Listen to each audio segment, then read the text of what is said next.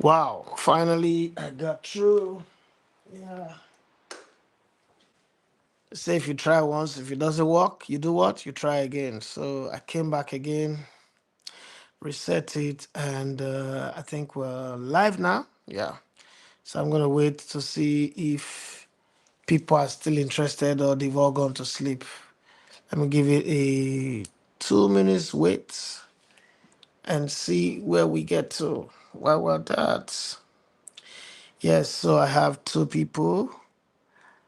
Melvin Oni say good evening. It's good morning now. We don't cross the day for Nigeria here. It's 25 minutes past 12 midnight. Yeah, in Nigeria, where are you? I don't know. Tell me where you are, where you're reaching me from. Sleep, eh? My eye full, but a promise is a debt. So I have to keep my promise. Guys, click on the like buttons. Let's spend the next 30 to 60 minutes talking about the game that we just saw. The explosive game, the never, a game like never before that we saw. Share your thoughts on the comment section. Please click on the like buttons and please kindly tell us where you're joining us from. I'm here in Lagos, the Aja axis of Lagos. And please, if it's possible, please sign up to join our membership. And if you've not subscribed to this channel, do what to subscribe. My name is Edafi Matthew. So you love to come in the Lebanon Sports. Please also let me know. Thank you very much. Alamarus for 50 Australian dollars. Yes, tell me if my audio is clear. Okay, so first off, I tried to go live and all of a sudden the internet just went off. We just went off. So I couldn't connect and I had to reset the whole live again, change my internet from my fiber one to my MTN, and then that's what we're browsing with. So for those of you who joined the first one and couldn't, see me or say anything, I apologize. I am sorry.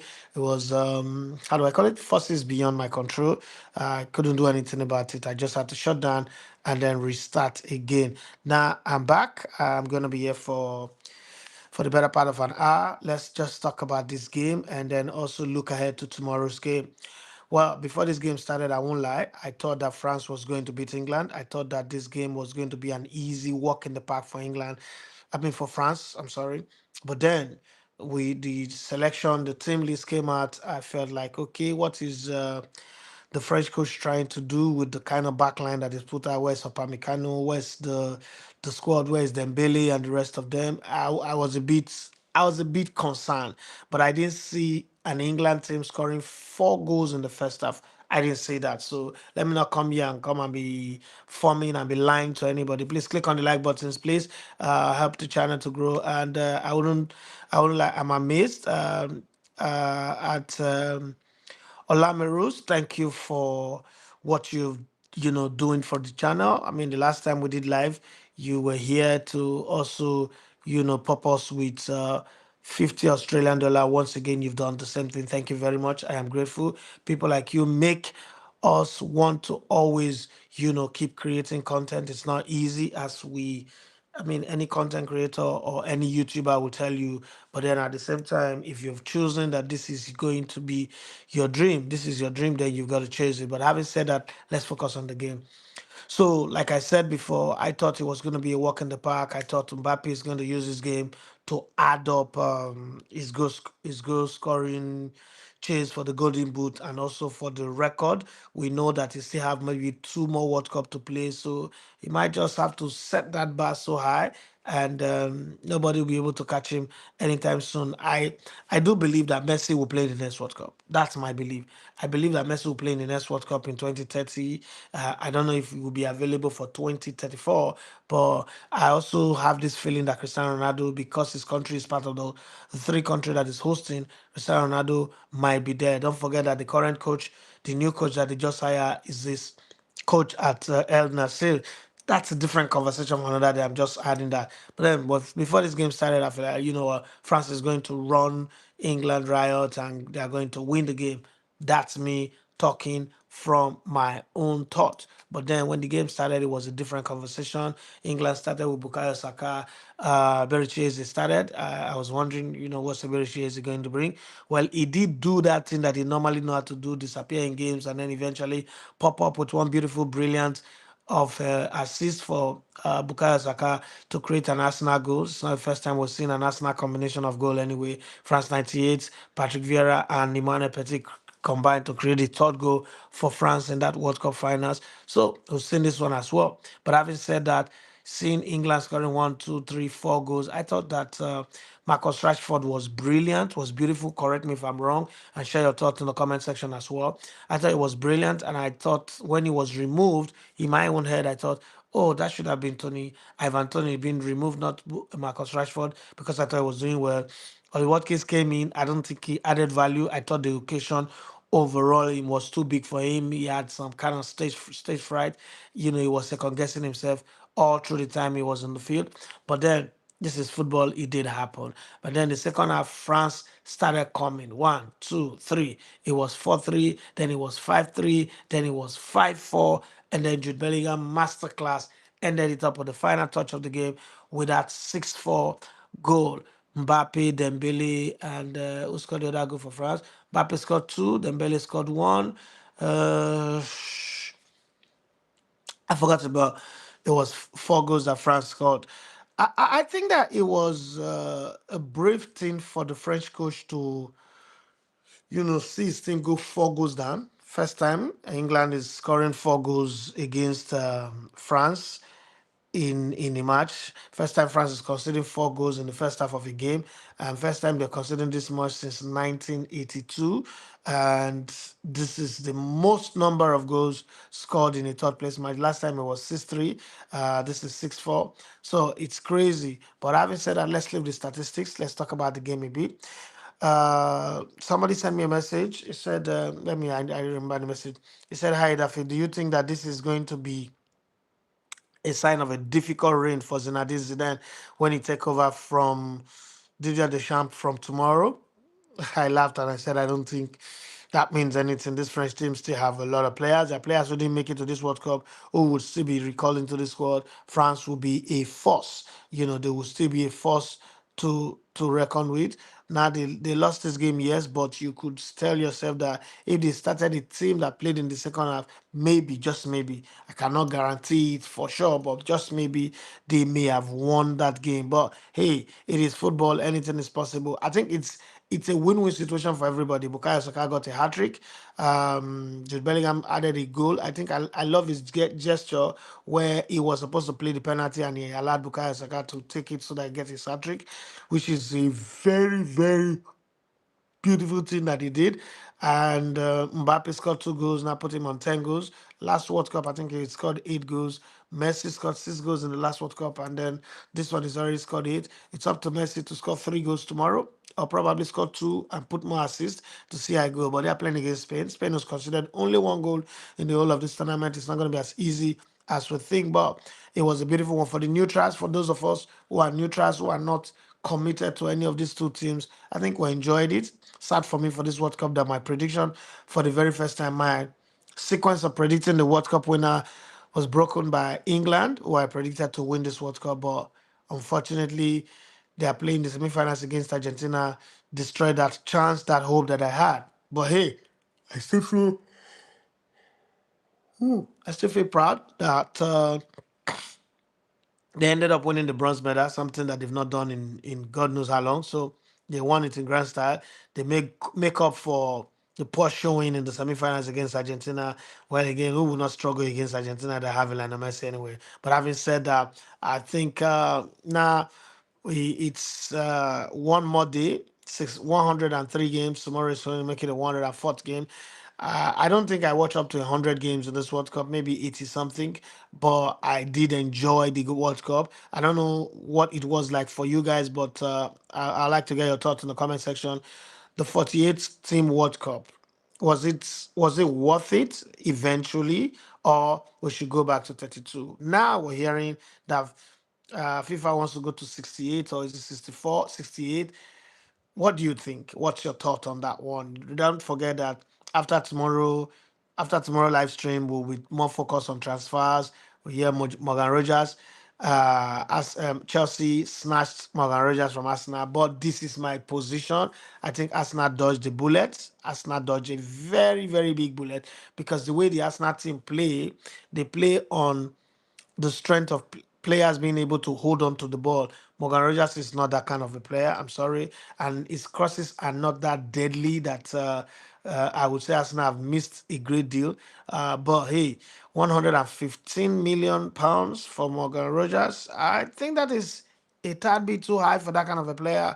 But the danger of that is that any player now that you want to buy will not be priced at that level in this transfer window. Chelsea have set the bar so high that it might affect a lot of people. But hey, I would like to hear your thoughts about that one. If you're an Arsenal fan, do you think that Arsenal missed a great signing or they dodged the bullet? Well, it's your thought. This is my own thought is that Arsenal does not need too many English players in the team. English players sometimes can derail your team. So we already have Bukayo Saka, we'll have Easy, we have Ben White. I don't know if we'll sell him this window or not. To bring him another England player will be a tad bit too much. The media would be too much. The media focus will be too much on Arsenal. When they don't play him, it will be a problem. When they play him, it will be a problem. I think that it is okay that Arsenal did sign him, but that's my thought, not yours. I want to hear yours on the comment section. I also want to hear your thoughts about the third place match between France and England that ended 6-4 in favor of England. But while that is going on, let me go straight to the comment section and read. If you have any question for me as well, whether concerning this game or any other thing, please put it in the comment section. I will try my best to answer and respond to the best of my knowledge. If you can, please sign up to join our channel membership. We have grown from 21 to 25. We're still looking for more. And if you've not subscribed to the channel, please do what to subscribe. I'm also here to apologize to you guys that we couldn't make it to the WAFCON, the Women's African Cup of Nations that is starting next weekend because we couldn't, raise the fund. No sponsors came in, and I honestly do not have anything to sell anymore. So I'm still trying to recover from the AFCON that we went in December. But hey, I don't feel bad about it. It's one of those things. Yes, it would have given someone like Nengi an opportunity to go to our first WAFCON or first tournament or travel out of the country. But maybe we'll make up with the AFCON next year. It's 11 months away. Hopefully, we'll get sponsored for that one, and we will do our best to attain that level of success and repeat what we did with the Morocco AFCON and probably do way better. I plan to do better anyway. And hopefully, if we get the sponsorship that we're looking for, we might take one or two of our fans, members, people who are on our membership, and take them to uh, Tanzania, Uganda, and Kenya for the next AFCON. Having said that, let's go to the comment section. Melvin Oni says, good evening. Good evening to you. Olado Kun, Stephen Olusegun said, waiting. Good morning. Good morning to you. Oyela King Lawal says, good morning, sir. Good morning to you. Melvin Oni says, Canada. Okay. That's nice. Greeting. Good evening. Thank you very much for that one. Christian. Christian Omnez. Okay. Christian Anamieze says, good morning from good morning, bros. He don't too, yes, I know. Sergeant Rollin Camry says, good morning from Abuja. Hey, how is Abuja? I'm supposed to go to Abuja next week, but I'm not sure whether I'll be able to go now. The people that I'm supposed to have a meeting with, supposed to be people that will sponsor us for the WAFCON, but they are beginning to drag foot, so I don't know whether I'll come. Ahmed Al Sheikh says, what a game. Yes, what a game. Olorun Leke Abanida says, what a game. Odo Donald says, good morning, boss. The match was too porous. Well, sometimes football is like that. Sometimes it's like that. I mean, for a neutral, that's a beautiful entertainment. You could consider that as an entertainment game. And then Oyela Kinlawa says, please, I beg you, after all this transfer news is important. Okay, yes. So the way, let me explain that. And I've gotten a few people who send me message, oh, talk about transfer, talk about transfer. Listen, I think that everybody have their strength. My strength is actually in analysis. And that's why I keep telling people that when the season starts, I'm going to have a lot of live stream after key matches. I can't say all matches. Key matches across the top leagues, the English league, the French league on, the German Bundesliga, the Italian Serie A, the Spanish La Liga, and I would give my thoughts. Analysis is my forte. And I do believe also that there is somebody that everybody look up to when it comes to transfer. His name is Fabrizio Romano. I don't think that I will come here and talk to you guys about transfer better than a Fabrizio Romano. That is his niche. Is created his expertise in that space. I'm an analyst. I'm a football analyst. I tried doing presenting, but that's not my strong suit. I tried doing interview. I'm still learning in that area. I could say I'm an average, a pretty decent reporter because I did it in my early days while I was in Brilla. But if it comes to analysis, yeah, I could spread my wings and fly because I think that I'm good at that. So basically, that's what I would do. Transfer gist. Now, this is what I would do with transfer gist. I might read you the report of what the stories are, and then any player that is signed that I think I have watched play and I can have an opinion, I will share my thoughts about that player. Take for instance, Morgan Rogers going to Chelsea is a good fit for how Xabi Alonso plays, for the way his system is. But I do not think it would have been a good fit for the Arteta system. I don't know if you guys get what I'm saying.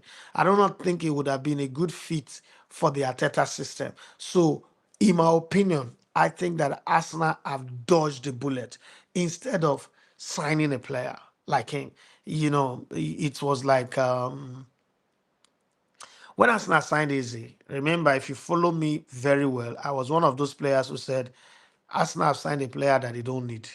That Eze is not the kind of player that Arsenal need. Yes, he would have a couple of great games, but you know, whether they sign him or they don't sign him, Arsenal was still going to win the league title. Now, people didn't get what I was saying. Some people said, oh, some people even made it about tribe.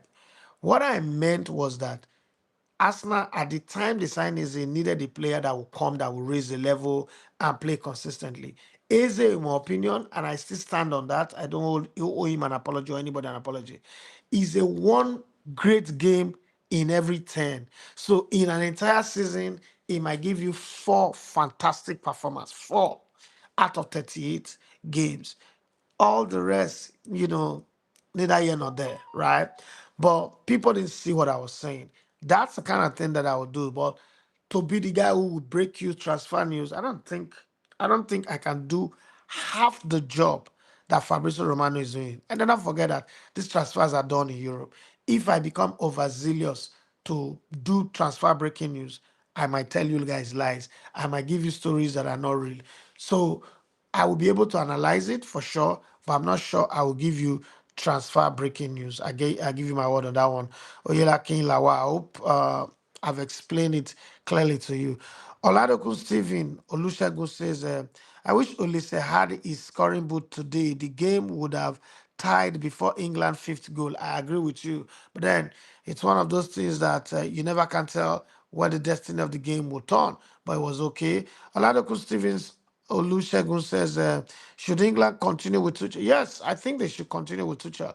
As bad as people might want to put it that he had a bad World Cup, England has not won the bronze medal in forever at the World Cup. England have not won a medal since forever. Worst case, they get to the semifinals and then they get to fourth. They get to lose the third place match. This one they won it, so they should continue. I think there's a Euro, is it Nations League or Euro next season or next year or 2 years from now. So they should continue with him. Who are they going to bring? Are they going to go back and bring Southgate, or you want them to go and bring Rosinho, or go and bring Graham Potter? I think that they should continue, extend his contract. The clause that they put in his contract was that he should make sure he doesn't lose in the quarterfinals. Anything after the quarterfinals is considered a success. He has met his target. It is now up for the England FA to say, okay, we want to win the Euro or want to win the Nations League, which is another, can do, is another possibility. The same opponent are still going to be their albatross. The France and Spain are going to be the albatross. The difference is that teams like Argentina will not be playing in the Euros or the Nations League, so they can, squeeze their way and maybe go winning. There's something in me that tells me that Thomas Tuchel eventually will win a trophy for England. I don't know how that's gonna happen, but I mean, I feel bad that my prediction didn't come true. They didn't even make it to the finals. But if you ask, I say yes, they should keep him. Tosile Madi say Saka hat-trick was cool. We thought it was going to be France game, but England changed it for them. Ilaki Lawa says, Oga, has any player scored a hat trick already in this World Cup? Yes, I think so. Yeah, Messi scored a hat trick against Algeria. Yeah, Messi scored a hat trick against Algeria in their first game. He scored all three goals in that game. So yes, it is Messi that scored the hat trick. Rajo 99 say, is Messi a joke to you? Okay, already answered. Arsenal fans, NG says Bacola.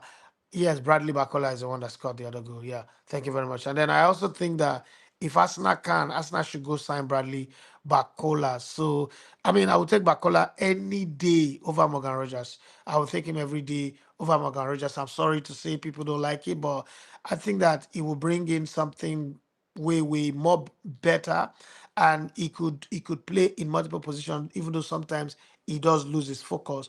He could play out wide on the left, and he could also play out wide in the right, and then you could bring him to the middle the way Olise for Bayern he plays in the right wide, and then sometimes he comes to the middle. And for France, you saw how he was in the middle, even though he doesn't mark. But I mean, 6 assists in this competition, this seven, he's done his beat.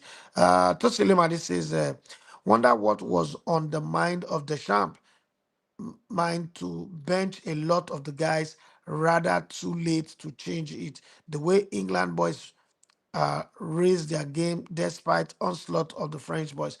I think that he looked at the Argentine game and he felt, you know what, I have enough in my team to be able to deliver the goods. Especially with Mbappe up front. If England sit back, they will press them. If they come out forward, the speed of Mbappe will take them apart. But unfortunately, like somebody said earlier on, Olise didn't come with a scoring boot. And then in the first half, the English team was just too awesome. They outran, outpaced, outpassed, and outmuscled the French side until the second half, and then the game changed again. It was an interesting game for an average neutral that's watching. But hey, this is football. This is happened. Tosheli Madi wanted to say, by the way, when is Bobby sending your wristwatch since Tuchel is not winning the World Cup? So it was actually reverse. That's the case. I actually was the one that sent him a watch. Talk about Tuchel and the World Cup. Did he say he was going to send me a wristwatch if Tuchel does not win the World Cup? I can't remember anymore. Anyway, I can't remember, but I know that he deserved the watch that we sent to him, and I felt very proud that we were able to send one watch to him. Another person that I think we would send something to is Rodrigo. That man has been a pillar for this channel, helping us to buy fuel, helping us to pay for data, helping with fund for my son's medications. It's been incredible relationship that we've built over the course of YouTube, into seeing each other and realizing that we are close to being family if we check properly. So I like it. I don't know if Bobby promised me a watch, but if he did, I'm going to be on his neck. But I can't ask him for a watch again. Like, okay, I give him one watch. I do have a lot of watches anyway. So watch will not be something I want to trouble Bobby for. I think we can let it slide. We can let that slide. Tosilimadi says, I still wonder what the market is turning into. Don't really know what the guy is coming to Chelsea to do. I don't know, but I think it will fit the style of what's it called, Jabi Alonso, but I don't think it will fit into the Arsenal team. The way Arsenal, because if Arsenal wants to raise their game, I don't think Morgan Rogers is that guy. And again, pardon me, Chelsea fans, I'm not trying to run down your players. I'm not trying to be a sports because or a sore loser because we didn't sign him. But I don't think I would pay anything above 60 million for Morgan Rogers. I'm sorry. This is my thought. Anyway, Rajo 99 said going back is not an option. The 48 team tourney has been worth it. More interesting games for fans around the world. Okay, I agree with you. One Dio says, beautiful game to enjoy. Tactics thrown out. I agree with you as well. Lord Mayor says, I think Arsenal make the right decision for Morgan Rogers. I didn't feel he suit Arsenal, especially from the wing that Arsenal plan to play in. So it's not just me. That was also my thought. But a lot of people like I was in a WhatsApp group and they said, "Oh, Baba the verse because he has no sign." No, not really. Even before when the news first broke, I was like, Morgan Rogers. Why is Arsenal being linked to Morgan Rogers? But then I don't think that Arsenal needed him. Arsenal needed something better, player more dynamic, more flexible, and more fluid. He's not. We saw him even for England. That I mean, I don't see a major contribution that he brought into the to this World Cup team. But hey, I mean, there are quite a lot of players who also didn't do too much, so we can't beat him that much. Let me say, boss, do you think Tuchel was wrong or right for not playing Madueke or Saka in the game against Argentina? I don't think it was wrong. I thought that he wanted ball carriers, ball players that can also choke up the midfield. Bukayo Saka, as good as he is offensively, and when he's defending, he defend by the line. He doesn't come into the middle. The strength of Argentina was always going to be in that middle where Enzo and the rest of them, reign supreme. So he wanted players that can choke in that place. And for the first half, they did it, right? It was a good call. In the first half, you would say, yes, he did it well. What I have a problem with Tuchel in that game was the way they went back defending immediately they scored. The fact that the substitution became obviously ultra defending. It was ultra defending from the very minute they scored to the substitution that kept coming. I was like, wow, this is too defensive. And listen, if you want to defend, you don't defend against players who are good ball jugglers, ball carriers, and a team that have Lionel Messi so deep. You've got to come out. You know why? Because when you come out and you push them, you pin some of them to their half. So the support system that Messi will get would be reduced to trying to defend. But when you carry them on into your half that you want to soak the pressure, they almost did. Fair play to them, to England. They almost did. But unfortunately, there was always that back door that you're leaving open, especially with a one goal lead, that you're leaving open. And once they scored, you're psychologically drained because you've been defending since you've been trying to mark, you've been running without the ball. And listen, football, the hardest part of football is not the kicks or the tumbling. It is the fact that you run, and you don't get the ball. And the only time you get the ball, you balloon it back to the opposition, or it's time to concede a free kick or kick the ball out of touch for a throw in or a corner kick.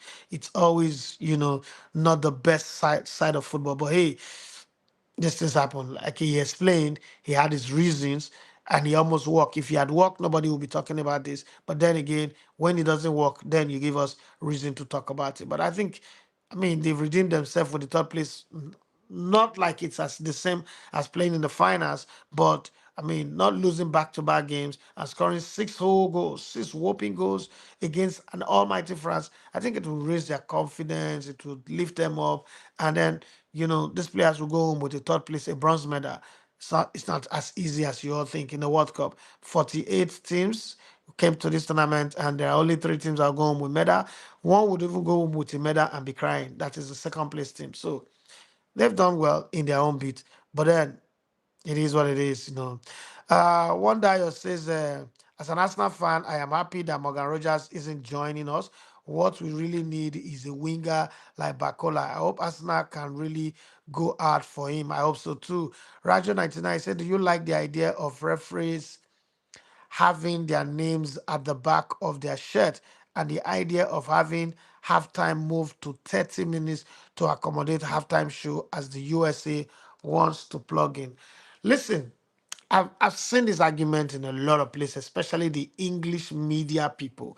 This is the first World Cup where I was able to view the World Cup from the Canadian media, the Mexican media, even though I don't speak Spanish, but I just indulge myself in watching them and see how they miss their content, and then the American media. So in Canadian media, I watch from Crave and from TSN. In the American media, I watch from Fox. Yeah, and then sometimes I watch analysis on ESPN, and then I watch Telemundo, I watch Bein Sports Spanish, I watch Bein Sports France, I watch ITV, I watch BBC, and then I watch Sky Sports, and all the other the FIFA transmission as well.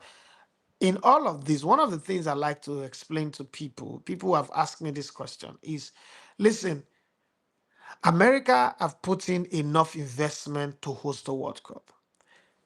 Asking that the World Cup be like configured to suit their audience, which is your primary audience. Your primary audience is not the 2 billion or 3 billion or 4 billion people that will watch on television.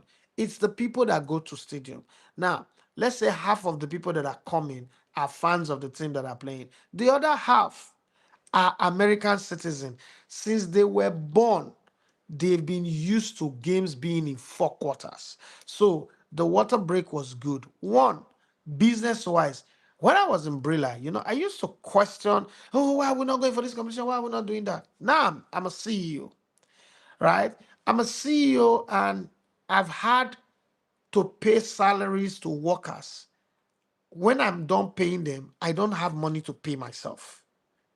And while I'm paying, sometimes I have to call in, do an overdraft or borrow money just to make sure I meet the payment of salaries for that month and also pay the loans, right? That were owing, service the loans that were owing. Now,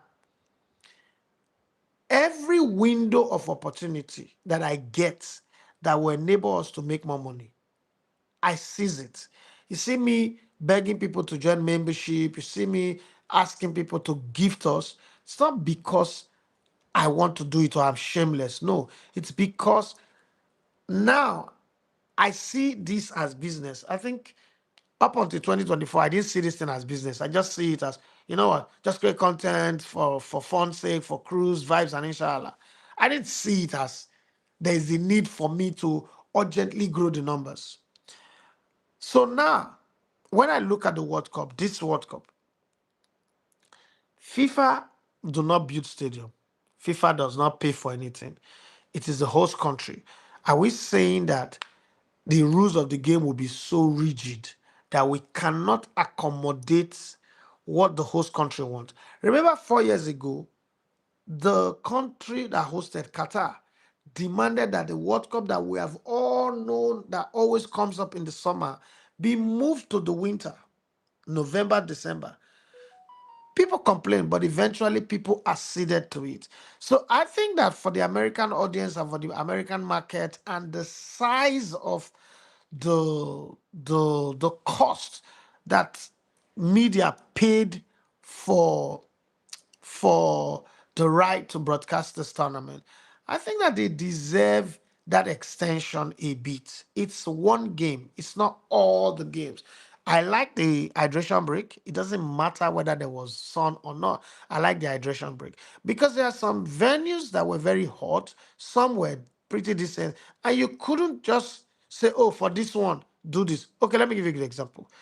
Fox Sports paid about 400 million. Yeah. So hydration break alone, they make 250 million. Then talk about the other advert, the other sponsors, halftime show, and the rest. They will make close to what from the projection, they make close to $1.8 billion. Same for TXN, same for Crave. The British people have their own rules that says you are limited to play adverts, certain number of adverts within an hour. So they are still following their normal procedure. So at halftime, if you're watching from Sky Sports or you're watching from ITV or Being, you will see that they don't go to advert. There's commentator talking over the clips that you're seeing. But look at it from a business perspective.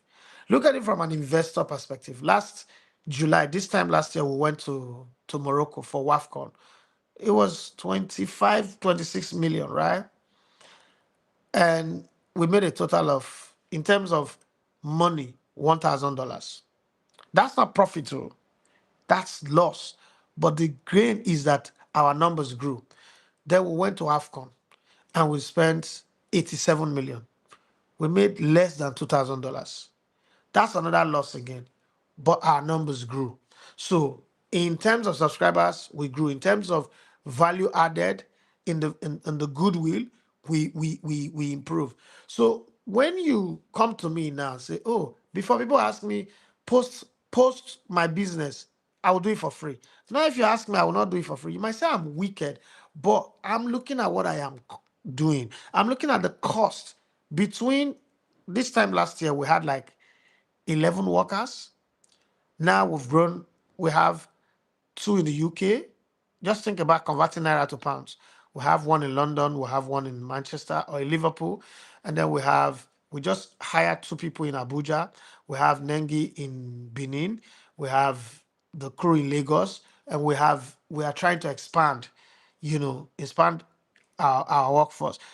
The qualifiers will start in September, for instance.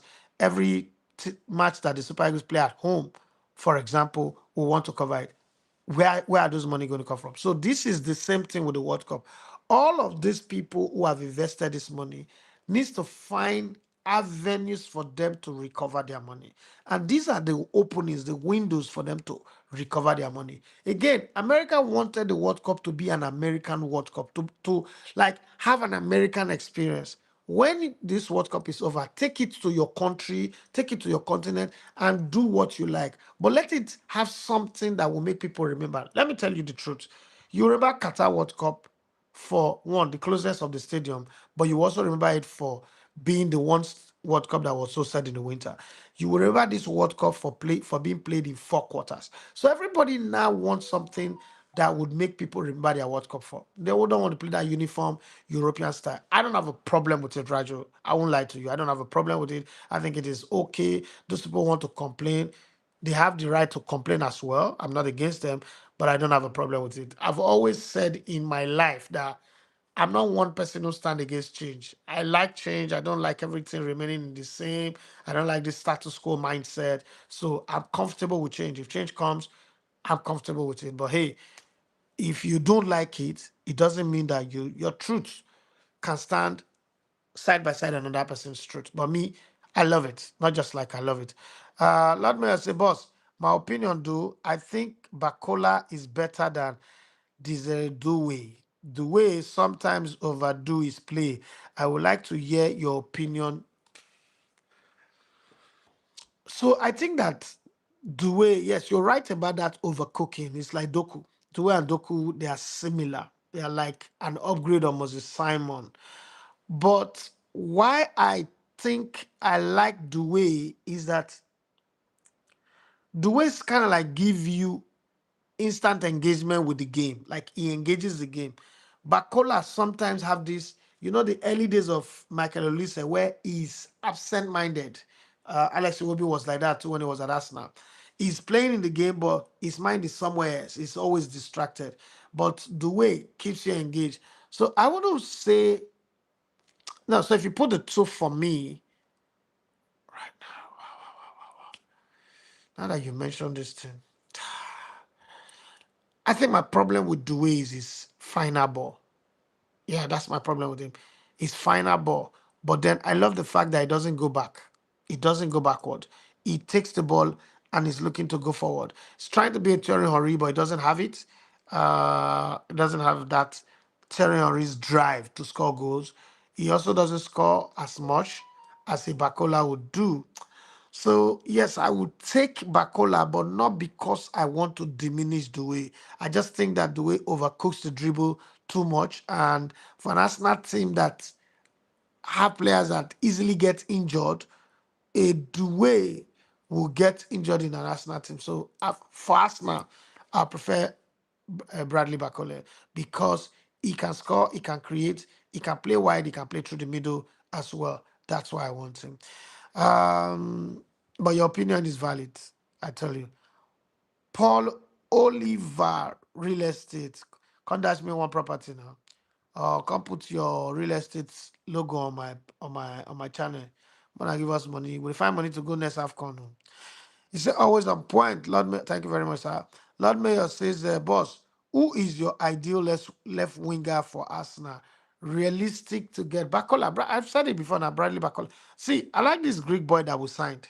Yeah, I've watched him play. I watched him play in the Dutch league. I've watched him play in the Belgian league, play in the Champions League.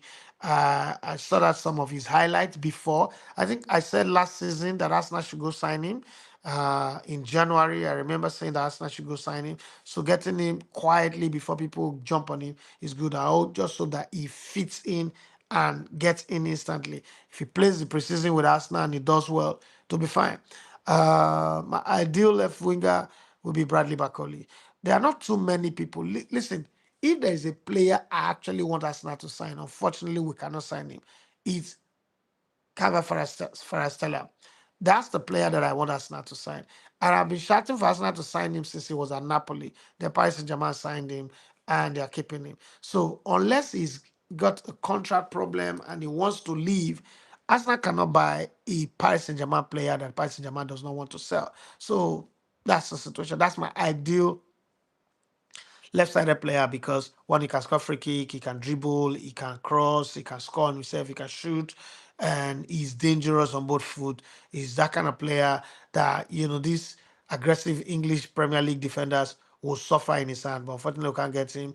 Bradley Bacola. The only downside to Bradley Bacola is that he's like the first season of Sami Nasri when he came to Arsenal.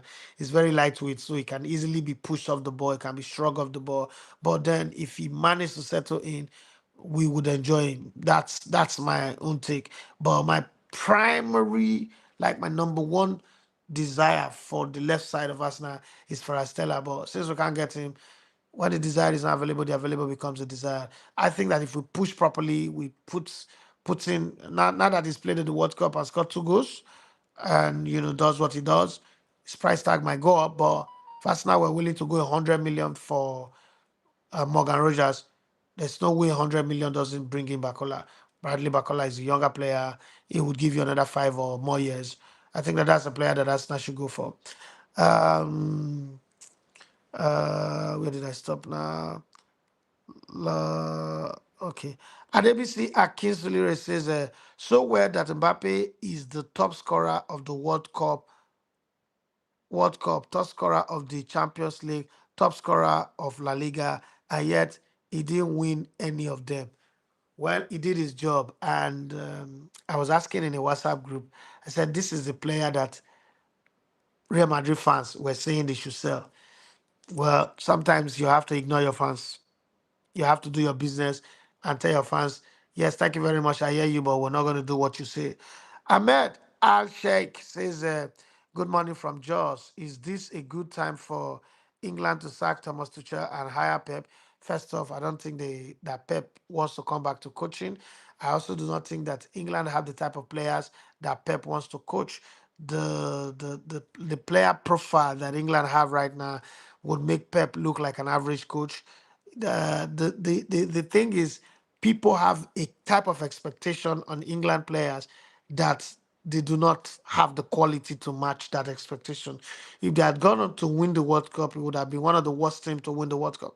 Just like Arsenal winning the Premier League or going to the finals with Champions League. That's just a fact. They don't have players that can retain possession. Their own is run, jam body, do gra. Pep Guardiola likes to coach players who can hold on to the ball, who can play in tight spaces. That's not an England team. I think that Pep Guardiola would be a good fit for Spain in the future. But I think that the man has retired to go try and save his marriage and be with his family. I don't think he would want to do a national team coaching job, even though a national team coaching job would be good because he doesn't get involved with everyday football. He doesn't do football every day, so there'll be time to be with the family. You can't play more than 10 games in a year, unless there's a tournament in that year. It will be good, but I don't think England is the place. Yeah, people say he's going to be the future coach of England, but let's give it some time. Let's wait and see how that goes. Tosilima says Arsenal didn't make any right decision about Rogers. Chelsea outsmart them. Chelsea bid for him and closed the deal within 48 hours. Arsenal is still preparing their offers. That's not the question.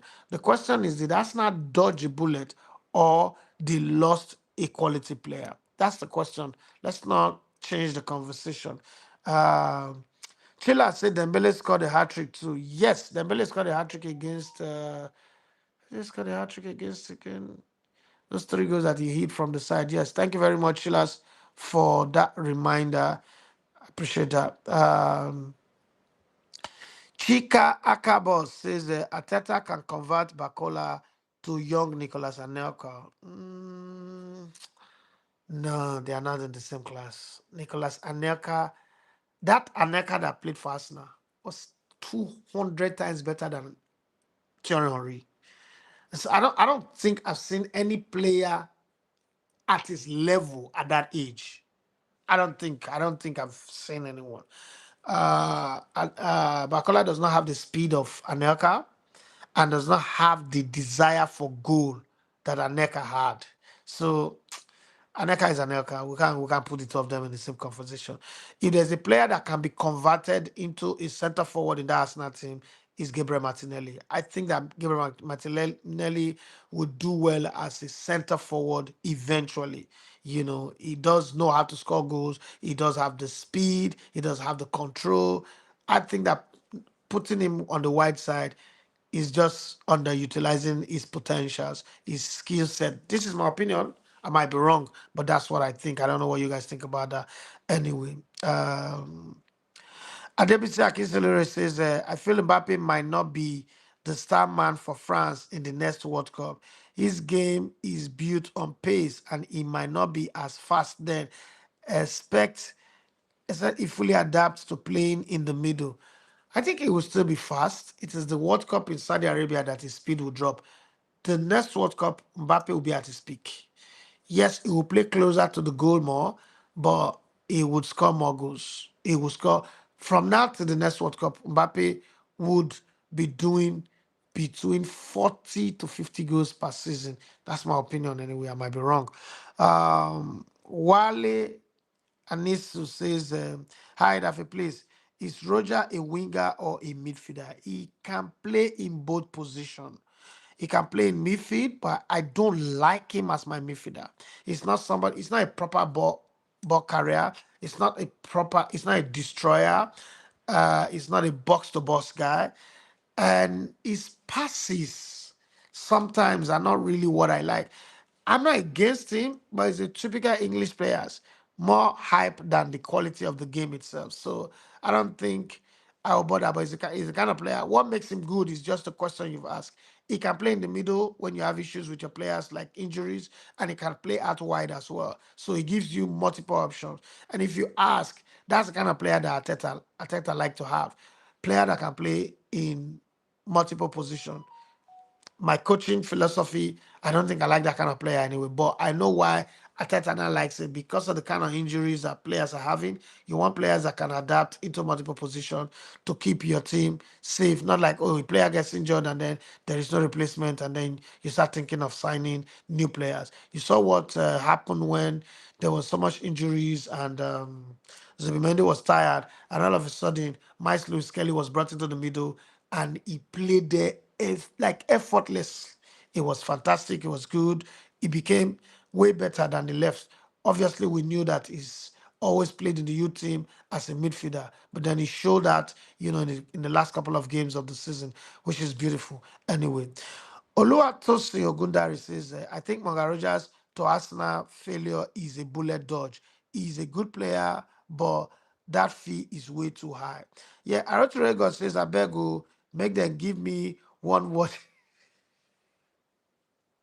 So he was here. Oh, I didn't know he was there. Okay, don't worry. We'll get your watch across to you. We will definitely Like if there's anybody who deserves to get that watch, it is you. We'll definitely get your watch across to you. We would definitely do that. Definitely. Definitely. I get watch plenty, to be very honest. Like I have a lot of watches. But I'm not gonna give you my used watch that I've used though. You deserve something brand new. The problem I have, I won't lie to you. You, Habib, and a few other people in the US, is the fact that to ship anything to the US from Nigeria is very expensive. It's easier to ship to Europe than to ship to the US. That's the problem I have. But I'll figure out how to do it. I have somebody in Canada, Emmanuel C, who said I should ship things to him and then he will help me mail it to any address I give to him in the US. But with all this Donald Trump drama, man, I no go ship one to me and no go see them. You go pay me well, well because for somebody who not get money, if you find money to do one small thing, say you no call reach the person. He say Benny. If I fit cry you, big man fit just come they do live one day they cry. What how they come on my own? I they wonder like now this smart make you they cry. But now for where they pay me, even Jesus say virtue have left me. Now talk of me, who I not be Jesus. Virtue leave me like that. I fit cry you.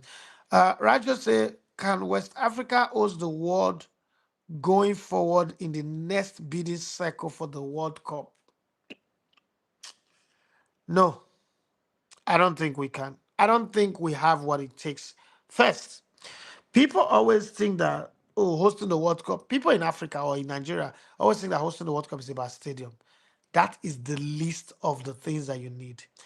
It is the fact that one, transportation, movement across the zone must be very good.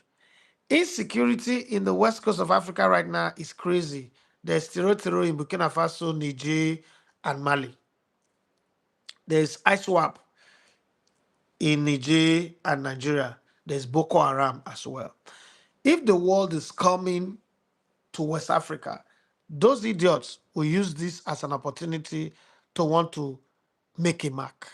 So it's going to be considered unsafe and inconducive to to gamble the World Cup on this part of the world. Again, the World Cup hosting right is not just giving based on I love you or I dey pity you. They can give us on the 20, on the 17. The World Cup hosting rights is giving based on GDP and economic power. So if they give West African countries, let's say Nigeria, Benin, Togo, and Ghana decide they will host the World Cup, right? What is the combined GDP of these four countries? That's one. Two, how much? So if you follow the World Cup properly, this World Cup that's finishing today, people were asked how much they spend to come watch the World Cup. People were saying upward of 50,000. Some people said $100,000. Some say $150,000. Those are people who watch the World Cup from start to finish, who were moving across different zones. There's a guy who said he's sold his house. Everything that he's put in is $250,000. Right now, how many people on this part of the world, apart from the 1%, can afford that kind of money in this part of the world? When this World Cup was about to start and all the war in Iran and all the Strait of Hormuz and all that bombing and all the shit, and then the visa denial, the ICE, people said stadium no go full. You see how packed these stadiums are. Remember, America have some of the biggest stadiums in the world. Can we guarantee that? Then two. So let's say these four countries, Nigeria, Togo, Benin Republic, and Ghana, decide to host the world, right? We will build close to 30 stadium across those four countries. How many of us? And so let's put the cost per stadium at $300,000. I mean, $300 million. And let's even say we'll build 30 stadium. So 10 in Nigeria, 10 in Ghana, 5 in Togo, 5 in Benin Republic. So 10 in Nigeria, 300 million multiplied by 10. $300 million multiplied by 10. And I'll tell you for free, if we want to build a stadium in Nigeria that can host the World Cup, we'll spend more than that. But I'm just going to use that level because in 2003, when we do the Abuja Stadium, that stadium was, is it 250 or $350 million? Now, let's just play with the number $300,000. It means that if we're building 10, we will spend 3 billion on stadium alone. Now think about a railway network that connects all the centers, right? That makes it easy. When we went to Morocco, the reason why we Elegbata TV Sports channel is the only media that travel to every venue where they play matches, from Fez to Casablanca to Rabat to Agadir to Tangier, where else again? All these venues and all the stadium was because the train network was fantastic. If we needed to fly from one point, imagine there's a match in Calabar. Journalists finish a match in Calabar, and then the next game is in Kano. You want to fly a crew of 5 or 6 from Calabar to Kano. You know how much it will cost you. Where we were buying ticket 50 to 60, 70 or 80 or 100, 140 dirhams. So if we are going to take a flight, one person would have been like 600 dirham. Think about it. So we will not even be able to measure up 500 to 600 dirham. We'll not be able to measure up if we're doing that. So all of those facilities you have to think about. And then hospitality, hotels. How many five-star hotels do we have in Nigeria? Eliminate Lagos and there is no five-star hotel anywhere again. How many hub in terms of airport do you have? This is some of the things you must consider. Not that, okay, you want to try. My friend got visa to go to South Africa for a competition a couple of weeks ago. They bought ticket from Air Gabon. The day of the travel reached, the flight was rescheduled. They postponed their flight because they have engineering technical problem anyway. They couldn't go for the competition. Those are the kind of things that are possible with Nigeria. Our local flights that would delay, apart from maybe Ibom Air and value jet, almost every other airline delays you. How you want to catch up with match? How much officials want to catch up with match? How many people will come with? How many people will carry private jets? Apart from FIFA president and then let's say Mosepe. So you see how a lot of people will miss their flight, and that culture of lack of timeliness cut across the entire zone.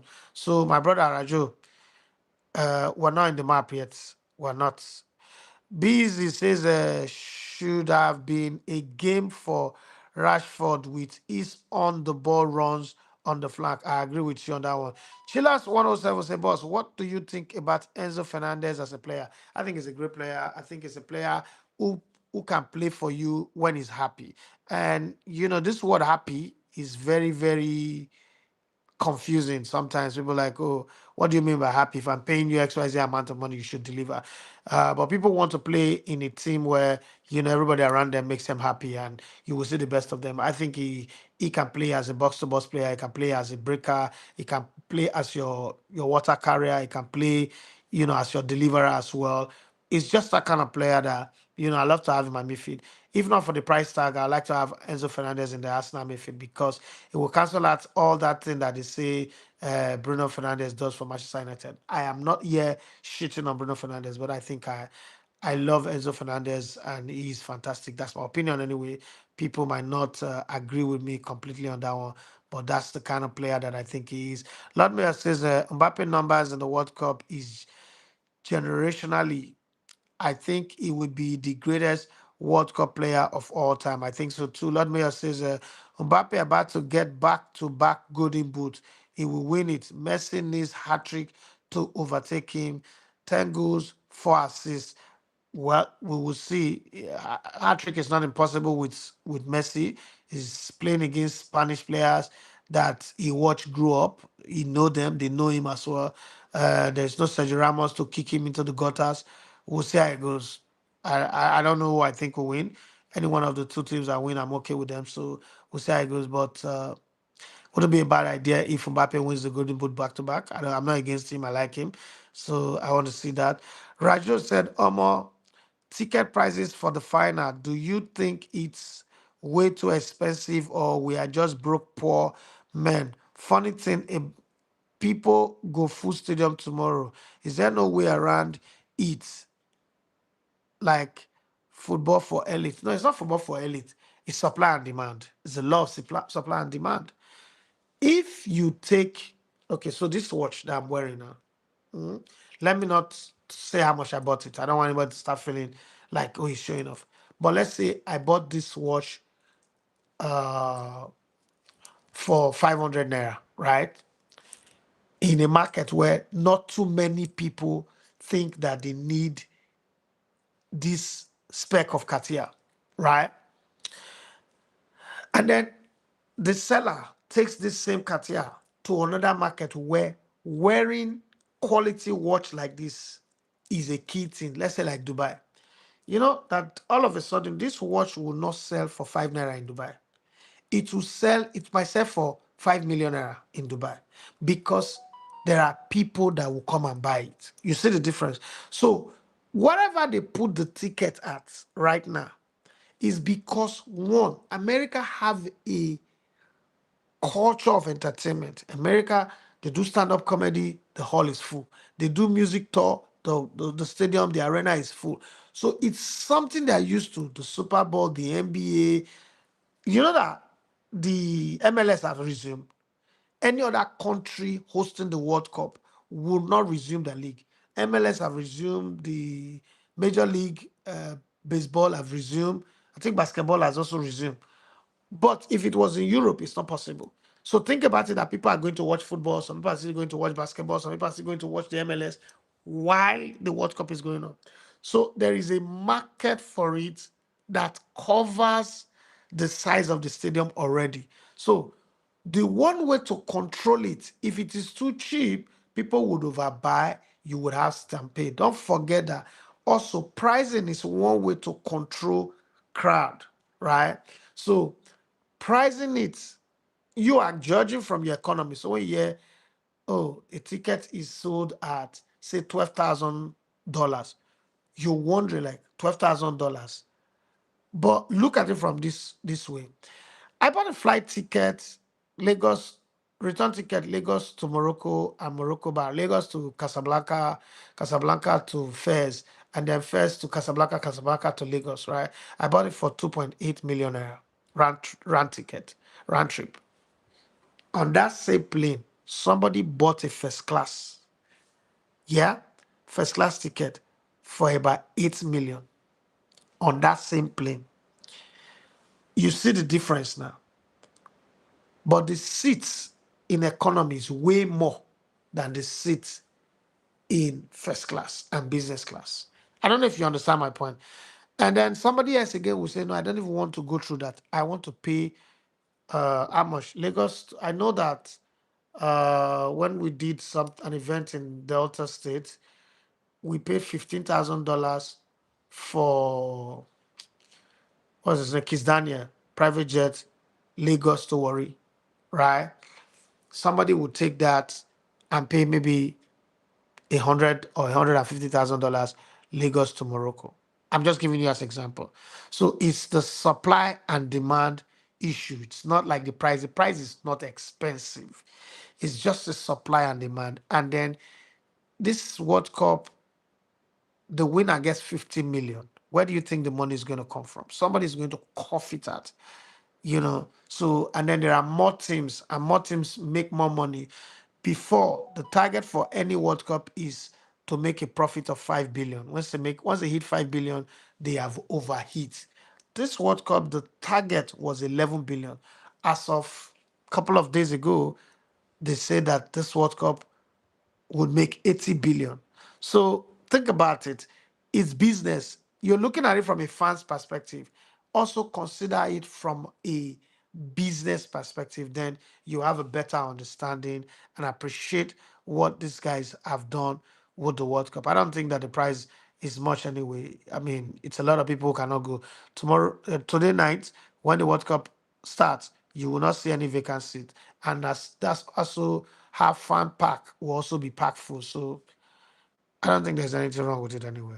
I just say your two five pundits during this World Cup across all the media channels you have watched the World Cup from. I think I like the combination of Thierry Henry and Zlatan Ibrahimovic on Fox. I also like Steve and the team on TSN. I love the guys in Telemundo, even though I don't hear what they're saying. They're speaking in Spanish, but I love the guys in Telemundo. I love what I saw. This is football team, Gary Lineker, Michael Richard, Colin via phone all the time, and Alan Shearer. I hate the fact that Mikel Obi went in there and go and lie that he played against Alan Shearer when the two did not play against each other. But I also love Mikel Obi's analysis on Fox when the African teams were playing. I think I love the ITV team too. I love the BBC team as well. Um, so I enjoy analysis. Let me be very honest with you. I think that it's a job of it's mind over matter. It's a job of brains. Like you watch a game, you have to dissect it and find the right word, right phrases to describe things. Even when you are angry, you have to say things that you do not, incur the wrath of everybody. And it is a written based thing. So I think I enjoyed everybody because I sponge on analysis. So when I watch people analyzing, I kind of like sponge on it, like, okay, yeah, I'm learning from this person. I'm taking something here, I'm taking something here. So almost everybody that I watched, I liked them, I enjoyed them. But what I enjoyed with this production the most was Force. Force had Mark Clattenburg with their commentators for every game. And certain key decisions or moment, they'll bring him in on the mic and he will give a referee's perspective and explain the rules of the game. That's something. If I'm asked to produce the Nigerian League again, if I get a chance again, I think I will do the same thing. I'll hire one of the retired referees and use him to interpret the laws of the game. Because to be very honest, like I always say to people, we learn every day. And just when I thought, oh, I know it all, I've seen this thing so many times, this World Cup have educated me more, have taught me more in terms of content. I tell my team, if we are able to raise the funding for the next AFCON, the production that we will do might match what I have seen in this World Cup. We might match it, even though we don't have that kind of equipment. But if we have the funding that I'm expecting, I think that we'll match it. And people would see something on this part of the world that is first of its kind in terms of football production or reporting of competition. Mind you, we do not have broadcast rights, so we will not be able to show the matches, but already map out the strategy, the things that we will do. And I just hope that we get the money. That's my prayer. I just hope that we get the money. So Raju, I think I enjoyed everybody.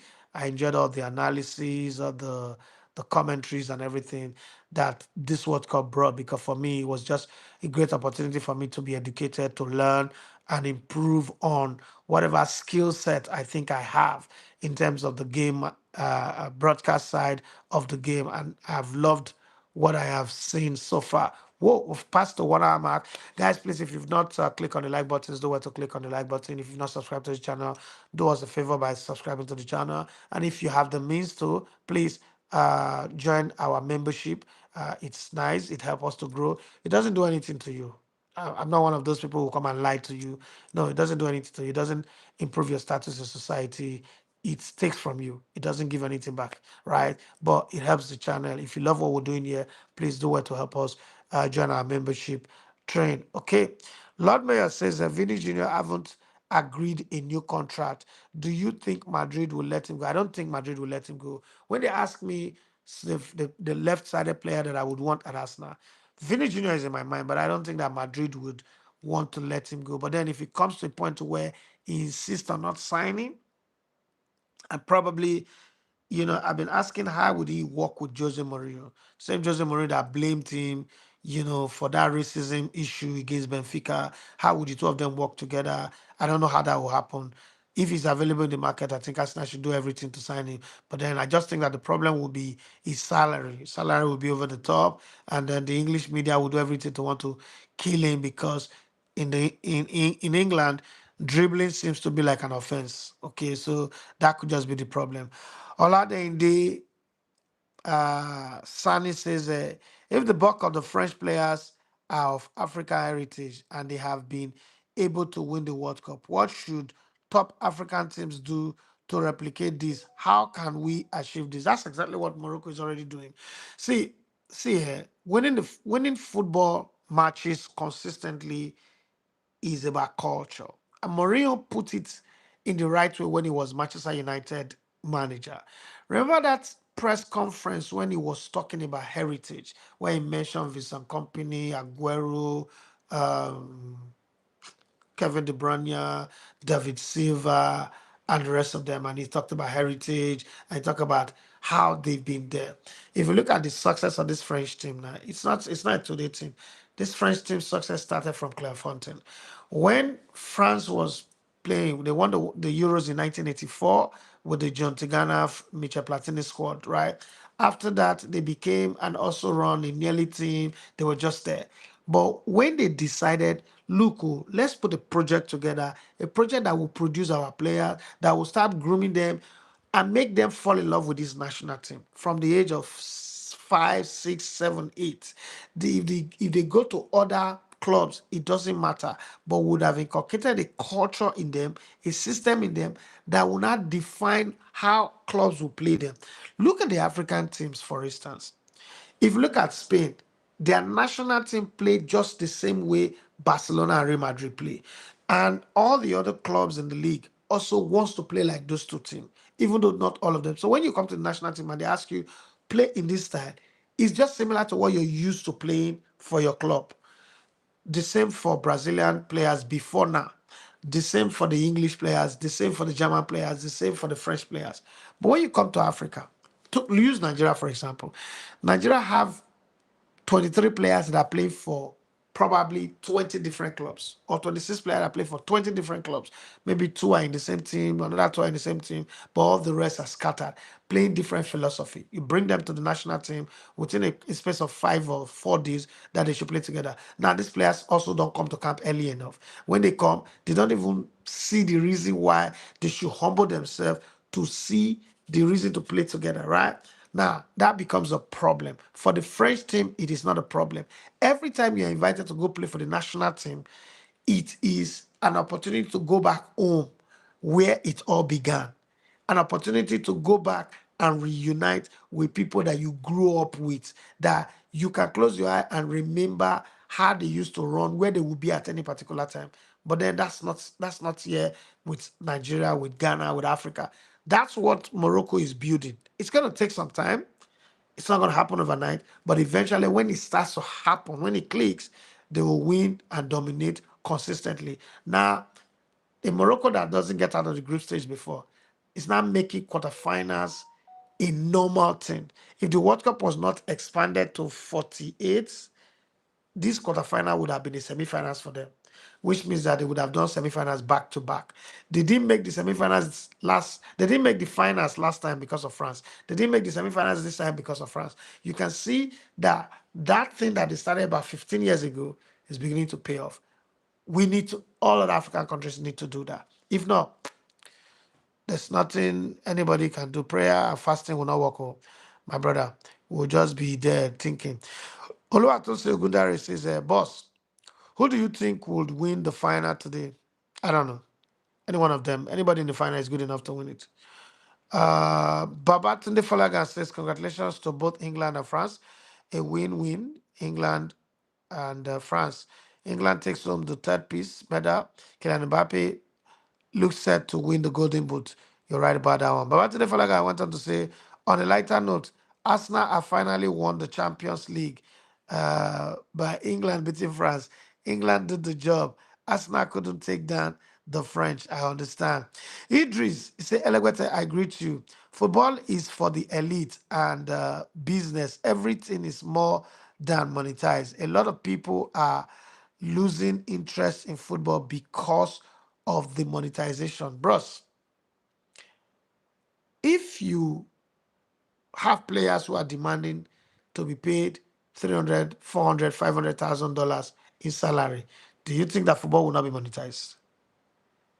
Do you think? When I was coming through the rank on radio, I worked 8 years for free. 8 years. And then I signed my contract, out thereafter. Today, you can't tell anybody to come work for you for free. You know why? I'm doing YouTube. Even if you're just starting, yes, Today you might not be monetized, but eventually your channel will be monetized. For me to use my talent, my skill to work for you, you pay me. It doesn't matter whether you post the content get 5 views or not. I recently hired a lady in Benin to produce a voice pop content where Nengi goes to viewing center and and then we did the content. It wasn't giving us the number. It wasn't on my channel. It was on BWGB channel. I wanted to add it to our offerings, but it wasn't giving us the number. So I stopped. The payment delayed a bit. You needed to see how this girl was calling me. In my days, we're not going to do that one. We're just happy that, oh, we have platform. But times have changed. Do you understand? So whether you call it for the elite, what you do not realize is that football have always been for the elite. Now you know they see it like that. Now the elite, they fund them. It's just that back in the day, they were subsidizing it. But now it has reached a stage where it cannot be subsidized again. Subsidy will not work. So somebody would have to pay because back in the day, people play for passion. They're not really interested in the money. Anything you give them, they will take. Today, the numbers that players call, what they want, the clauses they put in their contract is scary. You must find a way to make that money. You must find a way to bring that money in. And then the facility, somebody built a stadium in America, in California, $5.1 billion. Think about that for him. Let it sink in. How long will it take to recover it? And you want that person now to run a sports business in that stadium for free. My brother, it's not possible. It's not possible now. So it's always gonna be for the elite, whether we like it or not, Idris. Lord Mayor, that's the final one on the show today. He said, boss, don't you think that Madrid defense is concerning? Because Canete is shocking. Rudiger is on retirement plan with the tired legs. Only Henderson is the hope. Militao and hospital bed are 5 and 6. You have the X factor, the greatest defensive coach in human history, Jose Mourinho. He will look at that team, try and fix them, and then if he doesn't, in January, he will get one or two persons in. I think that what he did when he came in 2010 is what he's going to repeat again. He's going to stop the bleeding, but this time around, he has one of the greatest goal scoring machine in this era. Just the same way he had Cristiano Ronaldo in that era, and you saw RE force Benzema to play for him. He will do the same thing. I mean, 90% of the time that they will play in Spain, they will play against teams that will be on the defense that cannot match them speed for speed, skills for skill, class for class, quality for quality. Yes, I know that in Spain, nobody they fear anybody. Yeah, they are not elders in Spain. Everybody face each other. But we also know that there are three teams that are always at the top of the log. So let's not use, again, I don't like to use World Cup to judge players based on their performance for club. James Rodriguez was incredible in 2014 World Cup. Madrid signed him for 60 million. We saw what it turned out to be. So you can be shit in the World Cup and go back to your club and be able to play with the kind of people you want to play with, or play under a system that works for you, that plays to your strength, and you become an awesome and incredible player. So we cannot just knock him out. Kenochi is not really that much of a bad player anyway. It's just the environment where he finds himself. Having said that, thank you everyone for joining the live today, and thanks to Olamerus, all the way from Australia, for giving us 50 Australian dollar. Thank you very much. God bless you. Every new member that have subscribed to the channel, thank you very much. Welcome on board. And everybody who signed up, Ahmed Alshek, who signed up to be on our membership team, thank you very much. God bless you. It's time for me to go sleep. I need to sleep as much as some of you guys need it. We'll do this again after the finals. It'll be the final one for the World Cup. And then after that, we'll be doing a lot of live stream for the European season. One thing I can promise you is that we'll have live stream after live stream. We might have like 3 or 4 live stream on a weekend basis, like on Saturdays. Let's say, for instance, the early kickoff. After that match, we'll do live stream. Then we'll watch another game, we'll do live stream. After another game, we'll do live stream. That's a promise that I think I can keep. Thank you. God bless you. Once again, my name is Edafi Matthew. So you love to call me the Lego to Sports. Bye bye.